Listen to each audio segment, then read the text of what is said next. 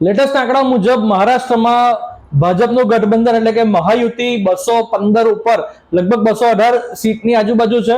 એની સામે મહાવિકાસ આઘાડી ગઠબંધન જે છે માત્ર 58 સીટ ઉપર જ છે. એટલે લગભગ મહારાષ્ટ્રનો ગઢ હવે ભાજપના ખાતામાં છે. ભાજપે એકલા હાથે ક્લીન સ્વીપ જેવો માહોલ છે અને 100 ઉપર સીટ ભાજપે એકલા હાથે લીધી છે.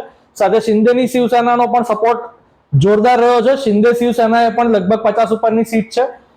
ઝારખંડમાં ભાજપ માટે બહુ સારું ચિત્ર નથી. ઝારખંડમાં ભાજપને જીતવાની ઉમ્મીદ હતી, પરંતુ JMM ની લગભગ અત્યારે હું સ્ક્રીન પર જોઈ રહ્યો છું તો ઇન્ડિયા ગઠબંધન વાળા JMM ની 50 જેટલી સીટ થવા જાય છે. એની સામે NDA ની સીટ માત્ર 29 છે અને એ સિવાય બાકીની પાર્ટીની સીટ જે છે તે માત્ર 2 સીટ છે.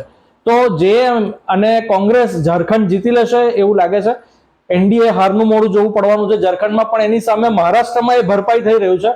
એટલે કદાચ ભાજપ માટે આ એક સારો દિવસ ગણી શકાય. બીજી તરફ શિવસેના ઉદ્ધવ ઠાકરે એટલે કે શિવસેના યુવીટીના નેતા સંજય રાઉત બહુ અકળાઈ ગયેલા જણાય છે. મીડિયા દ્વારા જ્યારે એમની બાઇટ લેવામાં આવી, એમની પ્રતિક્રિયા જાણવામાં આવી, ત્યારે એમણે કીધું કે મને જનતામાં પૂરો વિશ્વાસ છે અને હું જાણું છું કે જનતા આટલી સીટ ભાજપને આપી જ નહીં શકે, શિંદેને આટલી સીટ આપી જ નહીં શકે. લગભગ એમણે ચૂંટણી પંચના પરિણામોને માનવાનો જ ઇનકાર કરી દો એવી એમની વાત હતી. એમણે ત્યાં સુધી કહી દીધું કે આ તો અદાણીની સરકાર છે. હાર પચાવી આમ પણ બહુ મુશ્કેલ હોય છે.